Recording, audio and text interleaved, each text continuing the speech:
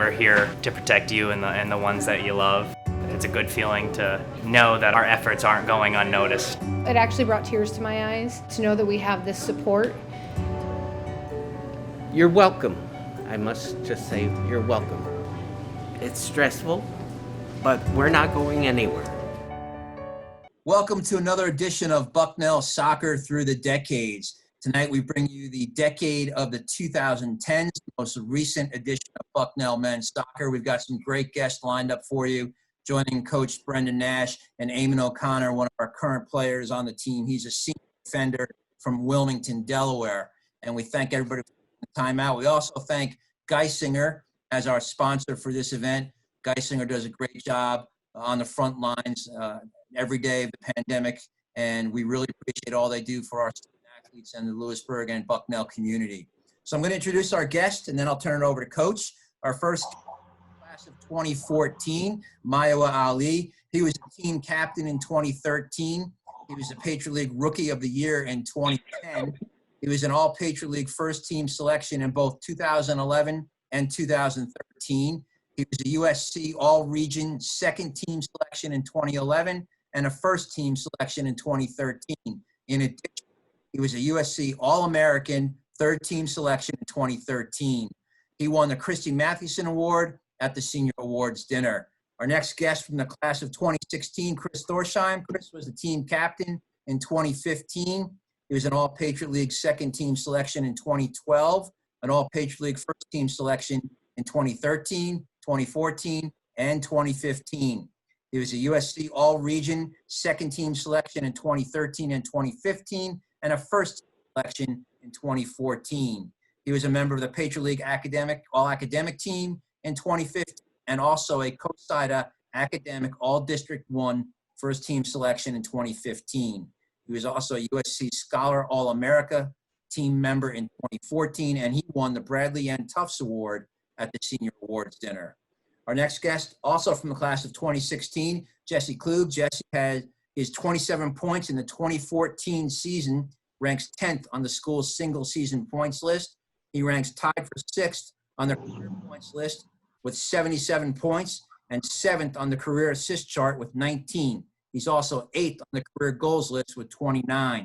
He was an All-Patriot League second-team selection in 2014, an All-Patriot League first-team selection in 2013, Patriot League All-Academic team in 2014 and 2015, the Patriot League Men's Scholar Athlete of the Year in 2015, a USC Scholar All-America team selection in 2014, a COSIDA Academic All-District 1 first-team selection in both 2014 and 2015, and on the national scene, a COSIDA Academic All-American third-team choice in 2014 and 2015.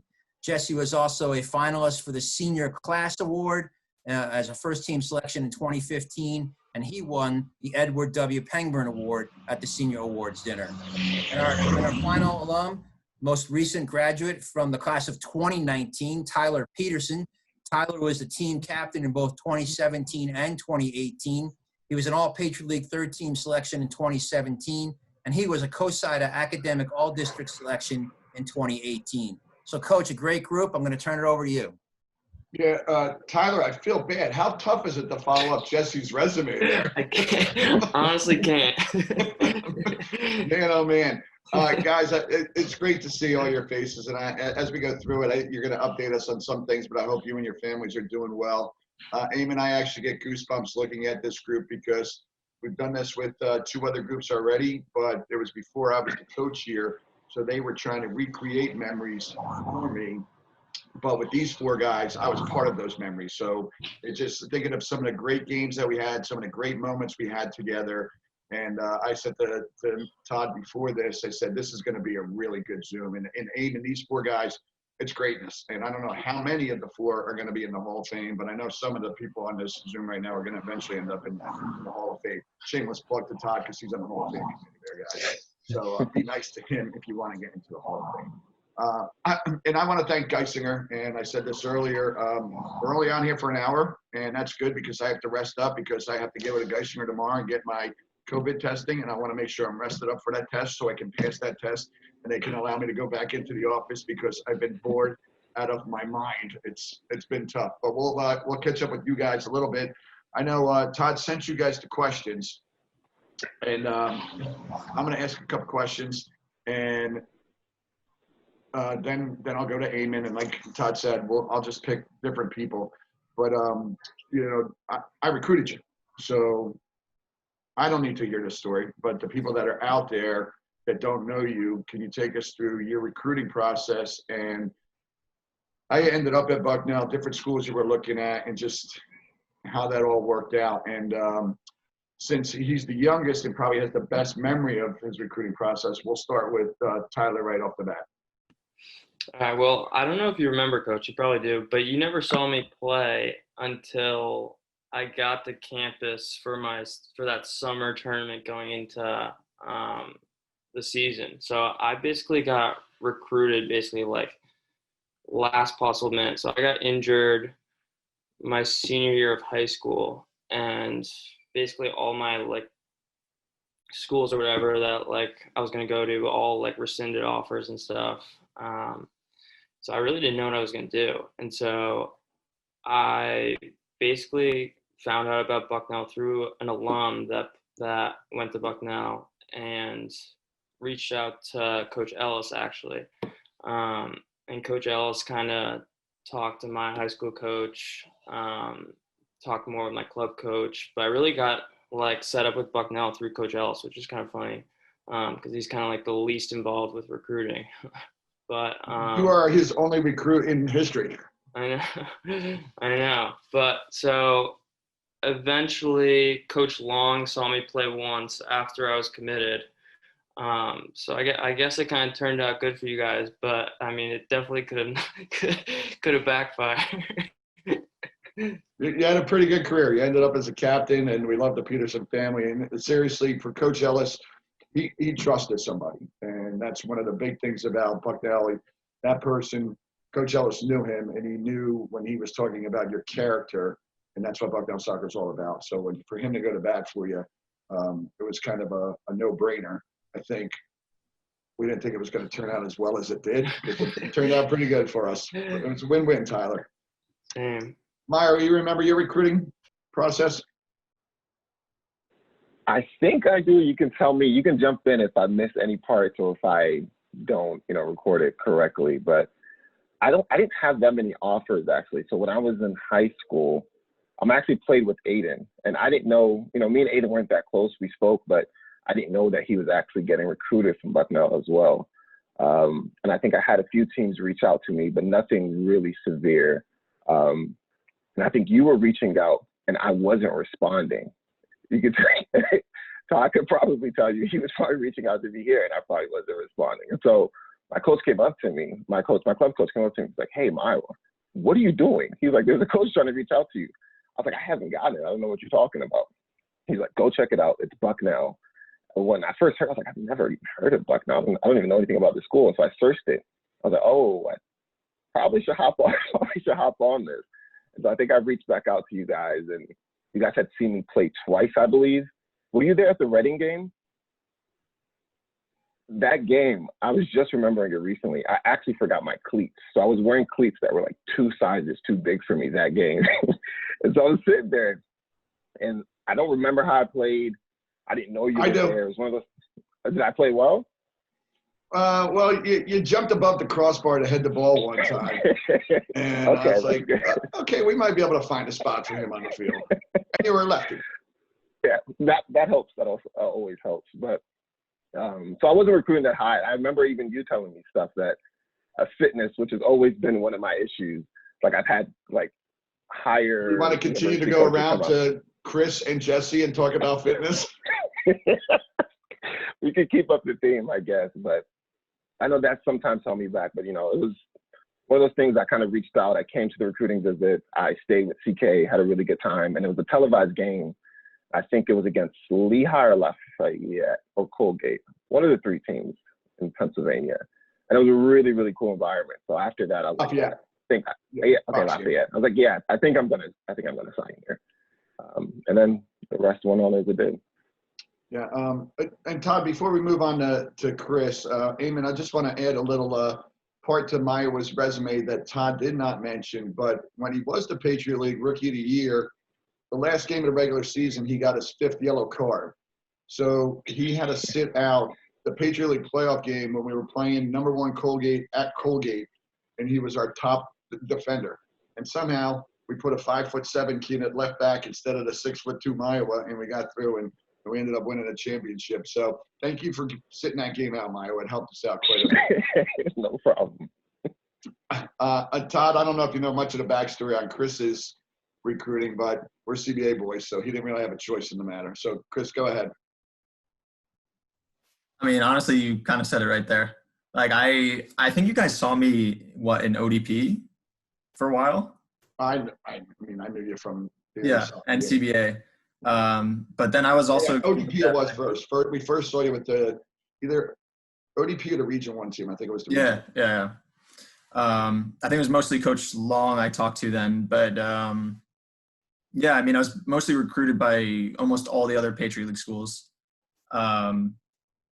primarily. And then, I had Coach Nash had me on campus for a visit, saw Emmett, and pretty much knew right then and there I was going to go there. I think Coach Nash and Coach Long and Ellis did a great job in the meeting because I was sold after 5 minutes, while as when I met with all the other teams in the Patriot League, I just didn't feel that sort of connection. And I think that, CBA boys was kind of set in stone from the start. So it was kind of my process. Yeah, and let's get back to fitness. Make sure your younger brother understands that fitness is going to be important, okay? Will do. I'm trying, trust me. I'm home right now, actually. Good. Get him out there tomorrow then.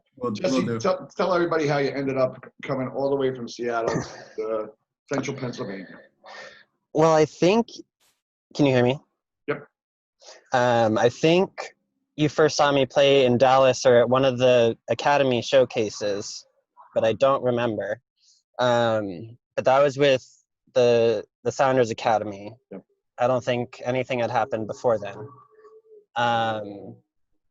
And then I came out for a official visit. I think it was pretty early in my senior year of high school. And then it was a pretty quick decision after that, I think. Can't remember all the details in between, but it was a pretty straightforward process. I thought it was tougher recruiting your mom than it was recruiting you. She was much tougher during the recruiting process than you were, Jesse. Is that accurate? I would, unsurprising. Yeah, she is a stern negotiator, for sure. It was at Frisco, and I remember this because the one thing that frustrated me as I was trying to critique you, Jesse, is I couldn't figure out if you were left-footed or right-footed. And even after your 4-year career, I still don't know if you're left-footed or right-footed. Chris, you have any idea which foot it is? Right. It doesn't matter. He scores goals with both feet, so it really doesn't matter. Jess, we'll stay with you, and we'll just go back around the horn. And just tell us during your 4 years, give Eamon a little bit of advice on how you matured as a player and as a person during your 4 years. A lot happened in those 4 years. And so, yeah, how did I mature in the 4 years? I definitely feel like I got more confident kind of on and off the field through the duration. I think, I had really good captains above me. So I always felt like it was, these two, or some of them. I'm thinking of Brian Ward as kind of another one that kind of comes to mind as people that I really, respect, that I thought did a really good job building community within the group, and making sure that everybody kind of has a spot there. So I don't know, not anything concise by any means, but yeah, I guess I don't have a great answer for that one. All right. Chris, let's move on to you. I was hoping to get a bit more time so I could think of something here. You got the questions in advance. Nah, I mean, I think it's important when you're coming into school. You have to realize that you're there for a reason as a player, right? You have to believe in your own abilities, and if you're able to do that, then I feel like the confidence will come as you grow, and I think I was lucky to come into a team that had experienced success before, players who had experienced success. So they kind of grandfathered me into the program, show me what it takes to be successful in this league. The hard work, the being on time. I mean, all that stuff matters, not only in terms of football, but in terms of life, soccer. So I think then as the years went on, I started to try to take more of a leadership role within the group, and obviously it's helped me also moving forward. I've been in obviously I'm over in Denmark right now, and you got to be confident and you got to be able to carry yourself in a certain way if you want to not only be comfortable on the pitch but also overseas, away from your family, away from your friends, and that sort of thing. And I think I've really grown a strong mind, strong attitude just from playing through Bucknell in those 4 years. Yeah, and overseas, you have to learn how to adapt your palate too, right? Definitely, and I actually have. Maya, would you agree with that one? 100%. Talk to Eamon a little bit about how you matured in your 4 years, Maya. Yeah, for me, it kind of goes along with Thor and Jesse was saying as well. So it's a blend of things. So when you first get in, we had just won a ton of games. We just won a championship. And I remember watching that first game on my recruiting trip. And people consider me an athletic person and fast and jumping and all those attributes. And I'm watching the game as a senior in high school. I'm like, oh my God, they're moving so fast. Everyone's jumping so high. Like, I'm just going to be a regular person when I step out here. And you see the confidence when people get out, people are speaking at halftime, even staying with CK. And then my freshman year, I think one of the cool things is being in the defense and working right next to Ross, who was the captain. And you see how a captain carries himself. And obviously we captain very differently. And seeing the leaders on the team, seeing Travis and say, okay, there's different ways how it's done. Even seeing how you do it as opposed to Coach Ellis and Coach Long.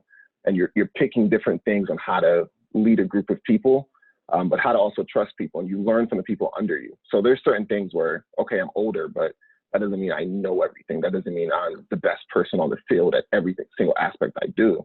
And so that comes from being able to speak with certain people, hanging out with certain groups, even if, it's just a chill conversation. I'm not a very social person by any means, but I think you just pick up a lot of things from different people. And I think you're able to grow kind of fully from every aspect. So I think I could take credit that I learned and I tried, that I was serious, but I think the group of people that you put on the team kind of helped me and everyone else grow as well. Tyler. Well, yeah, kind of same, like echoing what the other guy said, but I guess it was kind of different for me because when I first stepped foot at Bucknell for preseason, I didn't know if I was going to make the team. I remember when I got there, I didn't have any guarantee or anything. And so I came into preseason knowing I had to work really hard, come in the best shape ever. And I honestly thought I was going to get cut. And so my mentality was to kind of worry about me only. And I mean, I guess that helps the team, but like I was kind of like trying to survive on the team and not get cut. So I guess as I got more comfortable and got given more responsibility on the team, that kind of forced me to get out of like the me mentality and kind of focus a lot more on the team. So I guess my maturity, came from that shift from fighting to try and make the team to like establishing my role on the team and kind of just being the captain for 2 years. I mean, I learned a lot from the older guys too, like Jesse and Thor. I learned a lot from you guys. So I mean, you guys definitely played a big role in like me growing up too. Tyler, didn't you start your freshman year? Yeah. Hey, so you didn't think you were making the team? I swear to God, I didn't think I was making the team when I got the preseason. All right, Eamon, I'm going to go to mute, so you take over, okay? Ask your first question, please. All right. First of all, appreciate all the advice from you guys. I definitely feel like I've matured a lot through my time at Bucknell, so it's nice to hear that you guys share that same sentiment. First question I got is, what advice would you give me or any of the other players that are currently in the program about the whole college soccer experience at Bucknell? So it's kind of similar to what you guys just talked about, but a little bit different. And I guess we can start with Maya. You unmuted first, so go ahead. All right, cool. I think it's pretty simple, and I think you would probably have a general grasp of it. It's be serious when it's time to be serious, and enjoy yourself and relax when it's time to do that as well. You have a great group of guys, I'm sure. If it's anything like, what I was surrounded by, you guys are going to have fun, you guys are going to relax, and you guys have to be loose at certain points. If you're tense the whole time, it's going to translate on the field, and it's going to be tense in the locker room, and it's just not going to be a fun experience. And that's the same with, schoolwork. And I feel I sound like a parent right now, but like it's things that you've already heard. When you get out there and it's time to play, like, it's time to be serious. And that even goes along the things that I've learned along the way. So when I first came in, and one of those things, Coach Nash might laugh, but like my fitness didn't really improve, but my approach, I think, improved. Because when I first got into preseason, I did not know that there was a fitness test. We went for like a 2-mile jog beforehand, and I was dead. Everyone was laughing at me like, is this guy going to survive during preseason? I had no idea what was coming. And I passed the first mile test. I'm like, all right, yeah, I think I'm good. 5:27. Like, this is a breeze. Like 10-minute break. I'm gonna do well. I think my second mile was like a 7:30, and it was terrible. But then afterwards, you kind of speak with everyone. So you have a better approach, and you know what to expect as you kind of move along. So I think planning out, working hard, and whether it's in practice, whether it's off the field, and enjoy it. I think that's, the only advice. And I think it's stuff that you already know, but kind of take it to heart. All right. I guess Ty next. Go ahead. Kind of like echoing on that again. I guess my advice that would be like somewhat different would be just to set like good goals for yourself. And if they're good goals, you're super focused on that and you work towards that. For example, like coming in for fitness, for example, like I think a big problem for especially freshmen coming in is like they overwork, they like run way too much. So I think just setting that goal, like what your fitness should be, and then getting there and then not overworking yourself is a huge thing. I mean, that can also translate to a bunch of different things like schoolwork, whatever, personal accolades or whatever, team accolades. But kind of if you set good goals and you achieve them, you're kind of free to do a lot of other things as well. Like, as Maya was saying, like enjoy yourself. Like it's a great place to have fun with little responsibility. So if you set those goals and you achieve them, I mean, you're kind of free to do whatever you want. All right, thanks, Ty. Jesse, you want to go next?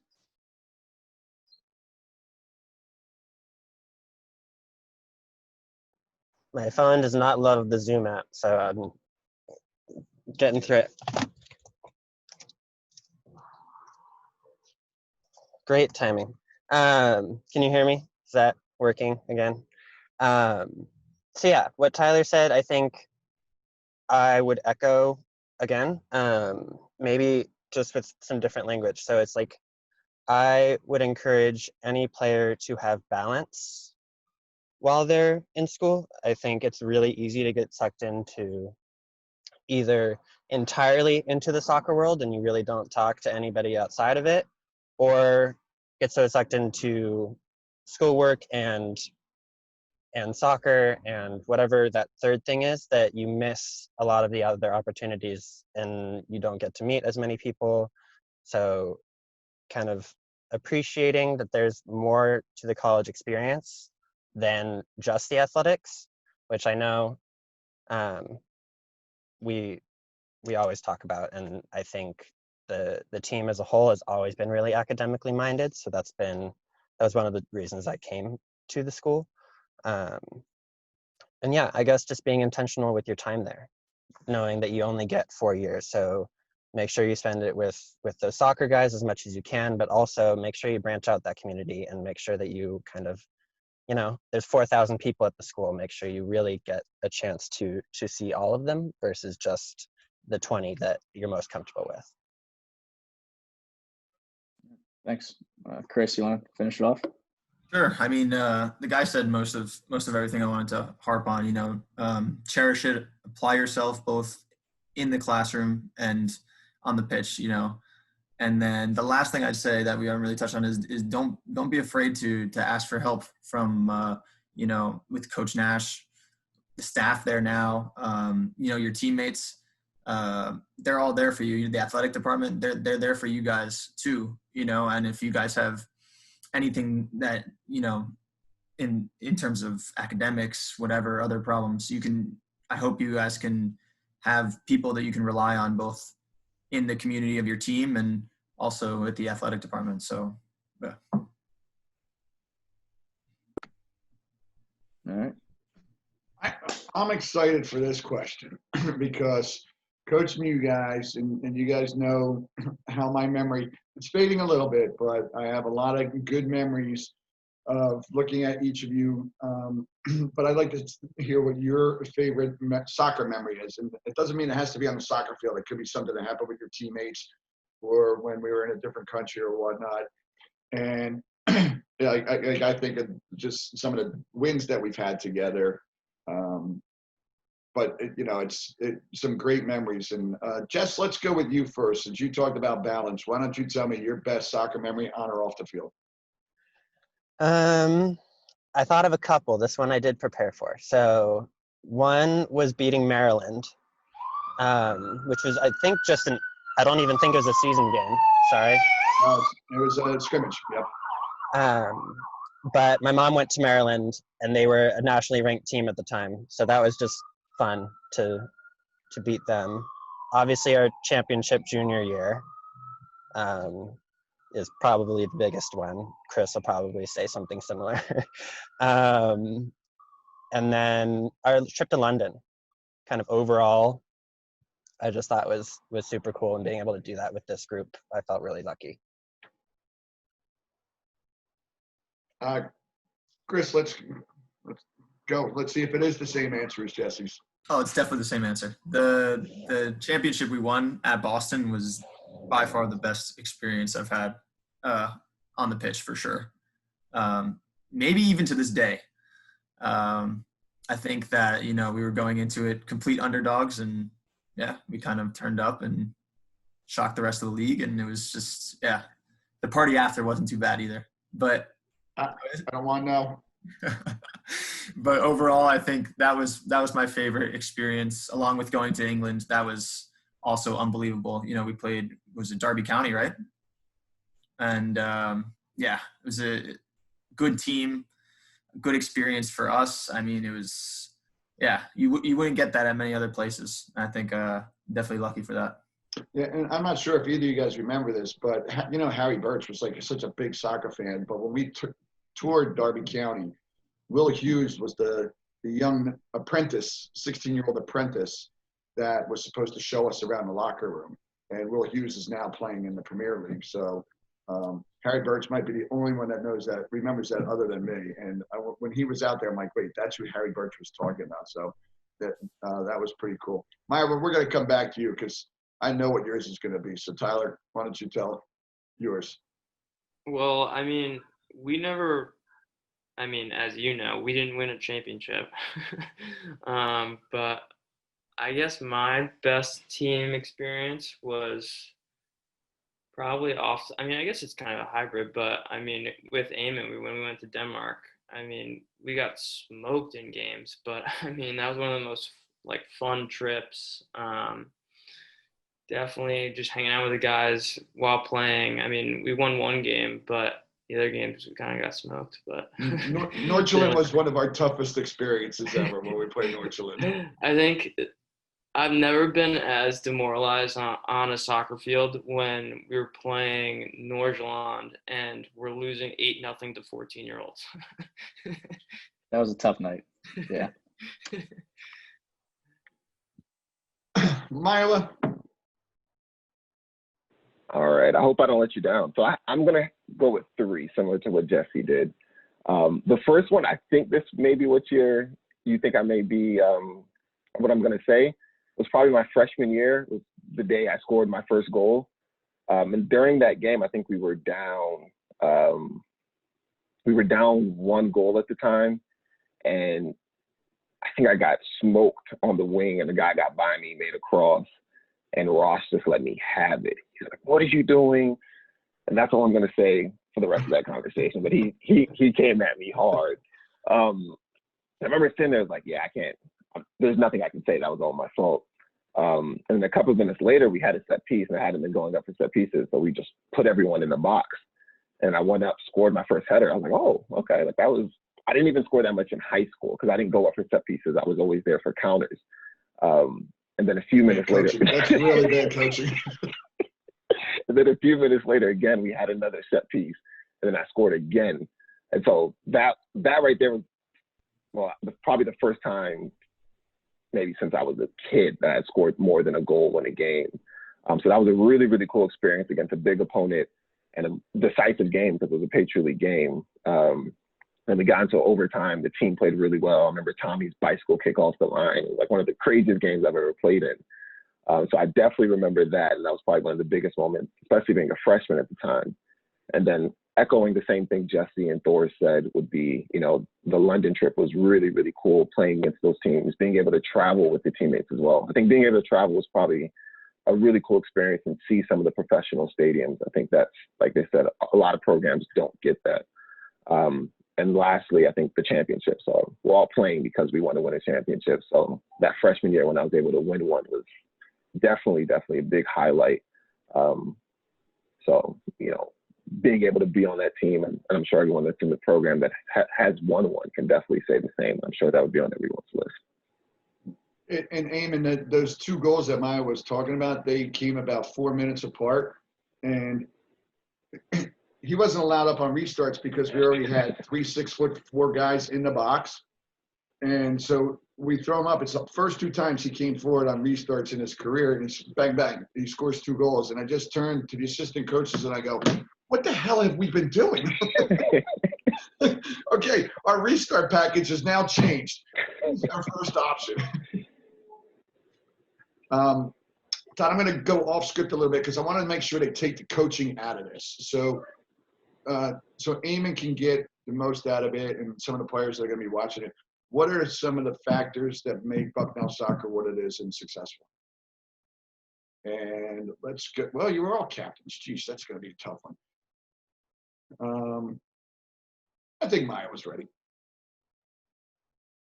Man, I was hoping I wasn't going to be first.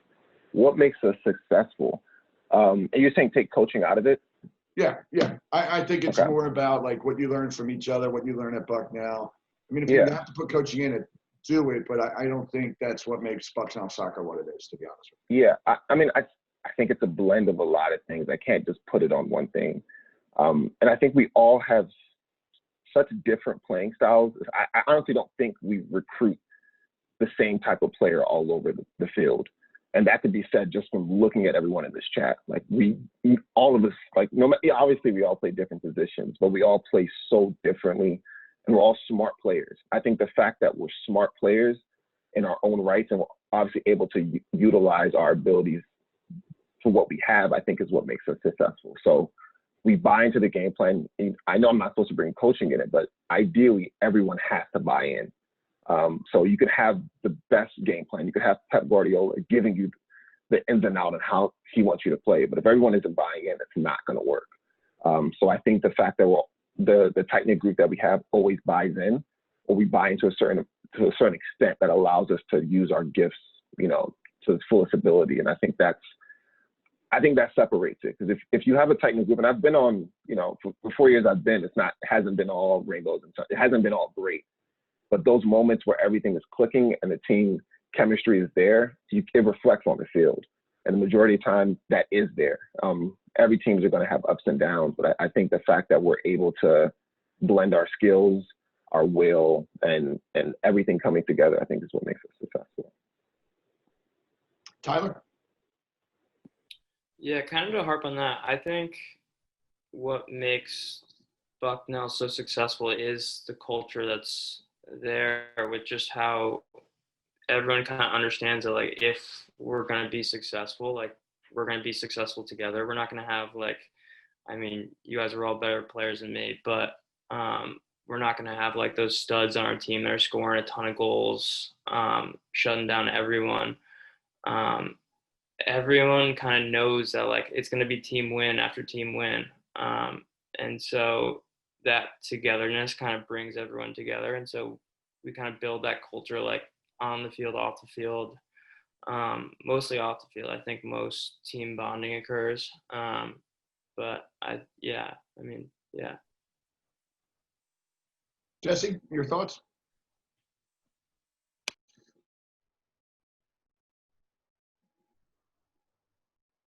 Okay, we'll go to Chris. Yeah, I mean, I think it goes back to the culture that the players have sort of formulated over the years, really. I mean, across my 4 years there, I don't think I can think of many games where the team has been outworked or the work ethic wasn't there. I think, yeah, maybe the quality didn't show that day, but I think overall, we went into every game thinking, all right, I'm going to fight for my brother out there today, and it is a mini family. And I think that's something that's been instilled in the program for many, many years, and I hope will continue to be instilled through many, many more. So, yeah. Jesse, do you want to comment, or do you want to move on to the next question? You there? Yeah, it looks like you're back. Hey, I don't know what it is. But yeah, basically I agree with everybody else, that really there was an emphasis on teamwork, on getting it done together, that we go out there. And I don't think I can remember many games where we got outworked. If we did, it was in the first half and we got yelled at halfway through, and then we pulled it together for the second half. So I think it really is part of the culture of the team, of either you're working hard or you're off the field. Like, someone else will go on and do their absolute hardest. And so that kind of ethic translates to kind of everything both on and off the field. Eamon, if your teammates don't listen to the Zoom, make sure you crop those last 5 minutes and send it to them so you guys understand what you guys need to do to be successful, because it's a pay it forward situation, that's for sure. I'm going to go on mute, Aim, and you can take over with your next question. All right. So next question we got up is, what advice do you have about networking and finding the right job after you're done at Bucknell? So, like, once you moved on, do you have any advice about that? Anybody want to start, or should I pick somebody? I could start, but I don't have any experience, so I think we're going to go to someone else. I guess I can go. All right. I guess my advice. No, hold on. Tyler, I'm going to go back to you on this. Chris, how are you where you are right now? You used the Bucknell Network. Think about it. That's actually very true. I did. Now that I think about it. Yeah. Right. And that comes back to Coach Ellis, too. Coach Ellis, yeah. Coach Ellis. Coach Ellis was the one that knew Michael. Yeah. So there's a Danish, at that point when I first met Michael, he wasn't an agent by any means. He just loved soccer. He loved Bucknell, and he was a friend of Coach Ellis. And then he actually brought Connor O'Brien over first to Denmark, who, had a very successful career over there, and then brought over Maiwa, also did really well. And then, he brought over Mike Lansing, still playing, and myself. So it actually did start from the Bucknell family, which is pretty crazy. But apart from that, that's all I got in terms of the soccer realm. The professional life, not yet.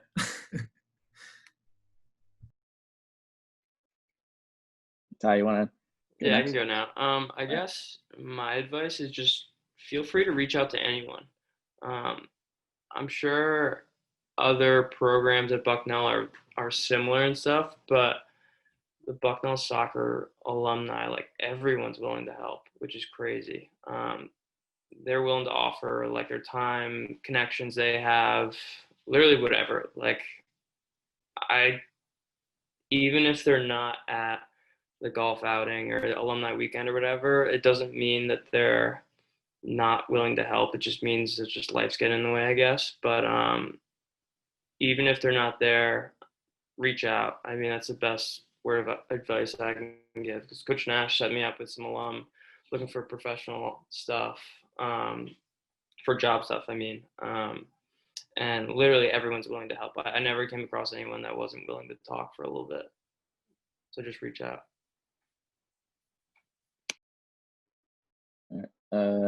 Jesse, want to go next? If you can. I'll hop in. All right. And I can kind of go off of what Thor was saying, because I did start off in the same boat as Thor, working with that connection through Coach Ellis. And it's funny, I'm going to do all this talking here, but I'm actually really, really bad at networking. I don't know what my issue is, but I'm terrible. Like I said, maybe it's because I'm not the most social person, but I do know, like Ty was saying, that people are willing to help. And I may not communicate, or maybe don't speak to Coach Nash as much, but I know that he's always there. So if you have anything, and I said it during the senior banquet, like honestly, he acts, and you don't have to let the rest of the team know this, he acts really hard, but he's one of the nicest guys. Like if you ask him anything, he's willing to go to bat for you. And he may be scary your first few years, but then, you'll know that he's there for you. And I think that's one of the coolest things kind of going through the program. You know that he's there as well as your teammates. And that goes along the same line with everyone that's been through the program. And so it's something that I could definitely do, but, speaking from experience, I know when my senior year, John Miller's dad actually came up to me. He was like, hey, I spoke to him a couple of times, but I didn't really speak to him as much. I think this is just an example of something that you can expect from people at Bucknell. And I don't think this is a one-off shoot thing. He came up and said, hey, I know a guy, you're a political science major. I know a guy that I connect you with. And I was like, oh, well, I'm going to go play after, I graduate. He was like, okay, well, if you end up not going, just let me know. And it was unprompted. Like there was no reason for him to come up to me and even say that. And I think that goes along the lines of any of these, alums or any of the people that are currently there. So, I don't know how much help I can get, but definitely reach out to me and I'll definitely try my best. And I'm sure everyone else will do the same. Jesse, you want to? We got it. Yeah, so what everyone else said, absolutely reach out to anybody in the network. I remember talking to Lee Schwartz right when I was graduating, and he was super helpful. I think my advice to you as student athletes would be, once you kind of create that relationship, stay in touch. That's something I'm really not good at, and I think Coach Nash and all my teammates will vouch for that. I'm not great at keeping in touch. And so making sure to kind of maintain those relationships, because if you are working somewhere for a couple of years and then you're like, hey, I'm like kind of curious, I want to pivot, something happens, you kind of want to have that larger community available. And even if you do fall off the map, you can always reach back out again. It's that type of group. So just kind of repeating what everybody else said, absolutely reach out, use it. I will say, in my experience, there's been really good networking, and then there's been some areas where there's just not that many people. So I'm from Seattle. There's not that many alumni in Seattle from Bucknell, period, let alone soccer. So, there's parts or like industries that aren't as well represented but for the most part, you can find people within the network that can help. Yeah, and I think sometimes we don't even understand how large the network is, because being there so long, when somebody hears that I have something to do with Bucknell, they don't have to be a soccer player. They just hear that I'm from Bucknell, and they'll come up and introduce themselves and say, I'm so-and-so class of whatever. here's my card, or if you're ever in New York, if you're ever in Maryland. So it is a really good resource. Chris, I'm going to skip you on the next question because you just kind of updated everybody that you're still playing professionally. But for the other three guys, just update everybody on what you're doing in your life, where you are, how healthy you are, how things are where you are. So Jesse, tell us what's going on in Seattle. Well, a lot. So I was working on a sailboat with school groups with kind of 5th through high school age kids. And so we got shut down kind of in March, really early. And so I've just kind of been hanging out and quarantined since then. My next job is starting at the beginning of September, and that'll be leading a group of high school graduates through Hawaii, which is different than, right? I was like, not too shabby. Last fall, I led a trip in Latin America, but we're not doing any international trips right now for obvious reasons. So all of our trips are domestic, and so I'm heading to Hawaii. But this summer, for the most part, has been quarantine and quite a bit of protesting. In fact, that's where I was today, why I'm in my car. But that's been kind of a pretty consistent thing, especially downtown in Seattle, over the past almost month and a half. Yeah, one of our other Andrew Loya, he's captain on the 2006 team, and he's in Portland, and he's told me that he's gotten pepper sprayed quite a bit over the last month. Yeah, that happened here too. So unfortunately, we did get pepper sprayed and tear gassed and stuff, and so the vote today was to defund the police by 50%. So we'll see whether or not the city council passes it or not. Well, you've always been an activist, Jesse, so keep at it. Milo, what are you doing these days? I am still in Dallas. So when I came back from Denmark, I pretty much moved to Dallas a couple of months after that. I've been working it's like digital marketing. And I've tried to explain this to so many people. I guess it's because it's not like a familiar field, but it's marketing. So I'm working directly with Ford and Lincoln. So we're doing digital marketing for, their dealerships across the country. And I actually liked it. So it was one of those things that I was applying to places right after I got back. I guess did well on the interview, landed it. And so from here, I think what I'm going to try to do is probably go for a master's degree and see if I can go back to school for a little bit. Still trying to figure out if I would do it while still working or just go to school directly from there. And I think we talked about coaching when I first came back, and I hadn't started officially yet, but that's something that I would probably pick up once everything settles down. But yeah, so I've been in Dallas for the past, 2.5 years. Just been working here. I actually did protest as well earlier, but I see my family so much, but I had to quarantine. Like if I go, I have to quarantine by myself. So but it was a pretty cool experience. So glad that you're out there as well, Jesse. So obviously it's crappy that you're getting pepper sprayed, but cool to see our group out there as well. Milo, once you want to get into coaching, use the network. We will be here when you want to get into coaching. Thank you, sir. Thank you. Tyler, what are you doing? A pain. Other than sitting in your parents' basement. I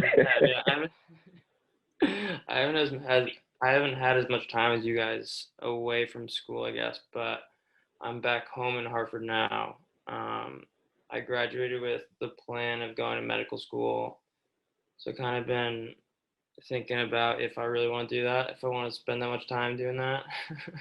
I just took MCATs recently, but regardless, I gotta look for jobs and stuff, which has also been a nightmare. So I've been definitely leaning on the Bucknell network to kind of figure stuff out, talk to different people, just to see what's out there.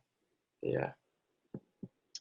Aim, why don't you ask your last question, and then because I don't know if we're going to get to them, but I would like to get to the 7th question and ask Chris one. since he didn't get to answer the last time. So I do have one more for you, Chris. So be prepared to give me advice on what I can learn from Denmark coaching. Go ahead, Aim. All right. So the last one is, who is the teammate you most admired who you played with at Bucknell and why? Ooh. So that's a tough question. Or Chris. You're not allowed to pick anybody on the Zoom. You're not allowed to pick anybody on the Zoom. Okay.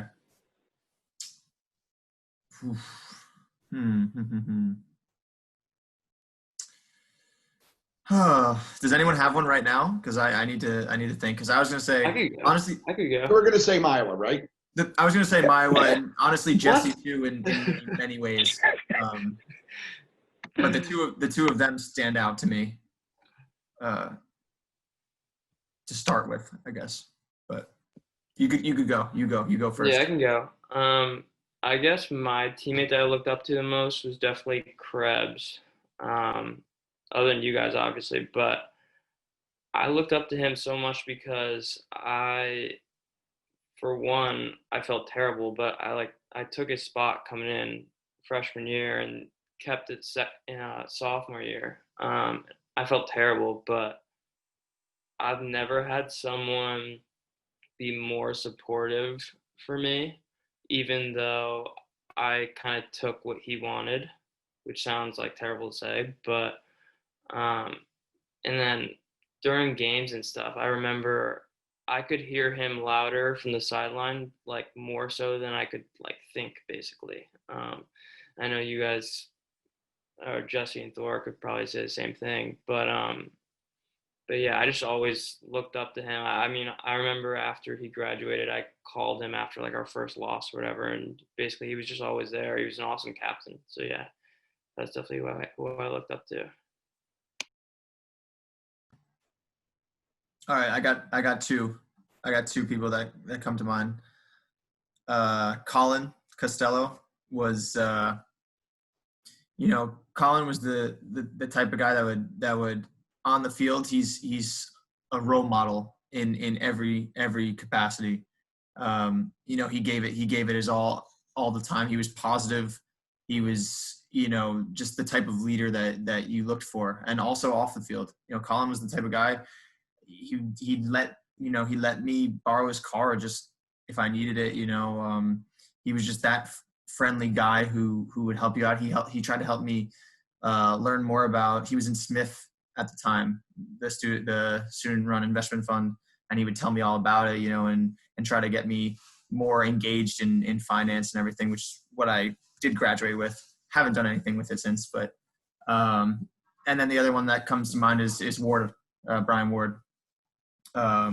Also incredible leader on and off the pitch, had a great balance of, being a friend and also being more direct on the pitch. We got into it from time to time, but he was still somebody that I always respected and looked up to. So, yeah.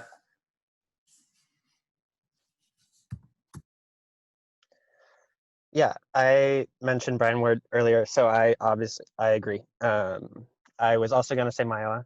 So I think beyond those two, the other person I kind of thought of was Clark, as someone within my own class, Clark Fox. But I think the common denominator between the three of them is kind of what I felt manifested that student athlete. So they really took both parts seriously. I think all three of them were really disciplined, both on and off the field. So they'll let you have it, but they're not going to be the ones to get a card because they're flying into a tackle or anything, because they're just throwing a tantrum. And so that was always something that I really respect in a player, and it shows kind of some maturity and some understanding of the game that's kind of beyond just like understanding strategy. So.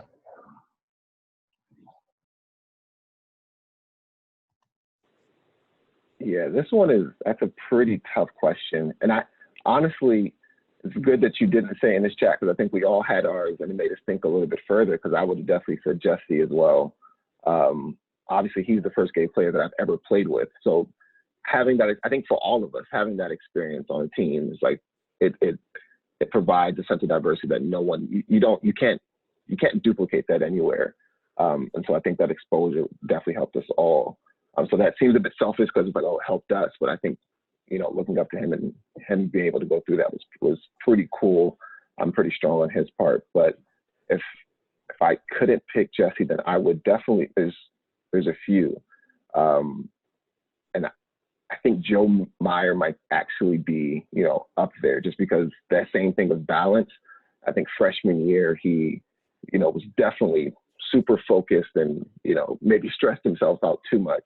But then as he loosened up, you can kind of see him still able to keep his 4.0 GPA and still able to have top performances as a player on the field and slowly joining in with us socially. And I think by the end of it, it was so comfortable. And it's like seeing that growth is like, okay, this is something you aspire for because, none of us are perfect and we all have things that we can grow in. And you could see him do so gracefully.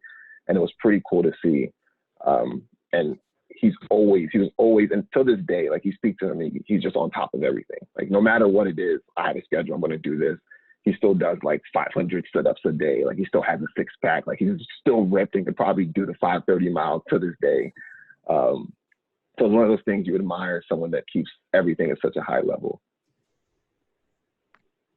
And Aim, I want to give you a little bit more background on Peter Krebs because Peter Krebs was a captain, yet he didn't get on the field. And I see a lot of similarities.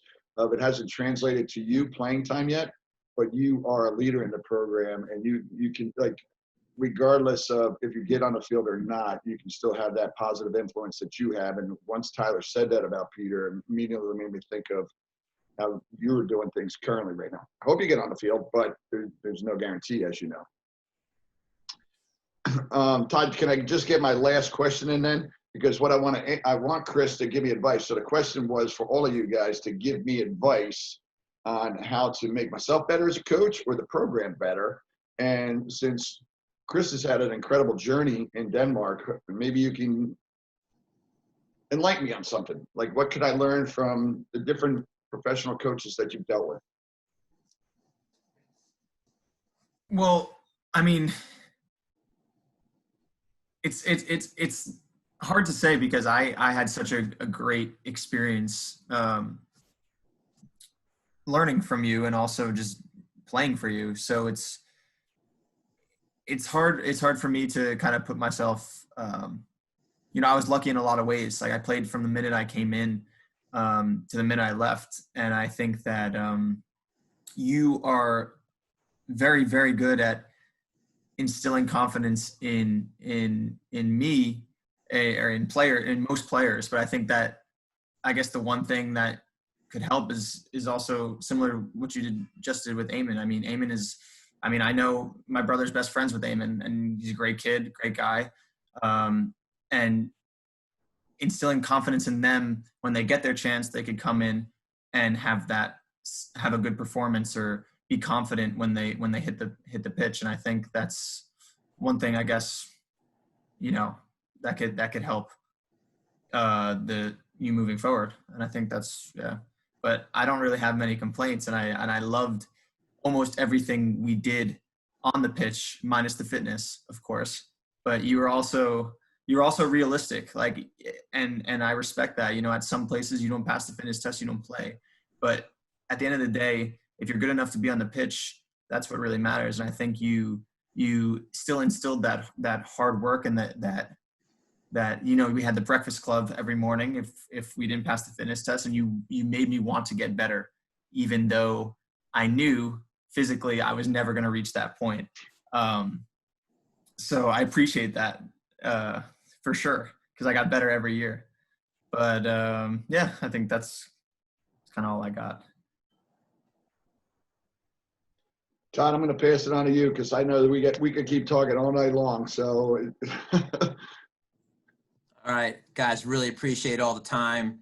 Eamon, want to thank you personally for taking the time out of your schedule to join the call, and no one could have foreseen the situation you're going to be in this fall, and we'll keep our fingers crossed that maybe this spring you guys are actually out there playing games, and that's where we hope we're going to get to. And for the guys that joined from the alumni side, thank you for being such great Bucknell ambassadors, not only of the university, but of the men's soccer program. Eamon, I really hope you get the other guys on the team to watch this call, because it's learning from guys like this. And Coach Nash and I have had the privilege of being on some of the other calls already with some of the older alums, and just seeing the connectivity that the men's soccer program has and how strong you guys all are as a family is really amazing. So I thank each of you for what you did while you were players here, and what you're doing now, and what you will be doing for the future of the program. And for those of you that tuned in at home to watch, we thank you for tuning in, and go Bison.